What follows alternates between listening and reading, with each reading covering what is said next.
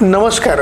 रीलच्या part 1 मध्ये आपण बघितलं की तुमच्या फायनान्शियल नीड्स अचीव होण्या अगोदर रिडम्पशन्स करणं म्हणजे एक घोड चूक आहे. अशा रिडम्पशन्स अवॉइड करण्याकरता काही टिप्स या रील मध्ये आपण बघणार आहोत. रील शेवटपर्यंत बघा. रिडम्पशन्सचं मुख्य कारण म्हणजे मार्केट मधले फिअर आणि ग्रीड हे इमोशन्स. हे इमोशन्स ओव्हरकम करायला एका एक्सपिरियन्स्ड व्यक्तीचा सल्ला घ्या. ते फक्त फंड सुचवत नाहीत तर तुमच्या SIP ला तुमच्या फायनान्शियल नीड्सशी जोडून देतात. लॉंग टर्म मध्ये म्युच्युअल फंडने FD आणि सोन्यापेक्षा जास्त रिटर्न दिले आहे. तरी देखील लोक म्युच्युअल फंड मधूनच पैसे विड्रॉ करतात कारण की एका क्लिक मध्ये पैसे अकाउंटवर येतात. पण सोपी प्रक्रिया म्हणजे योग्य निर्णय नव्हे.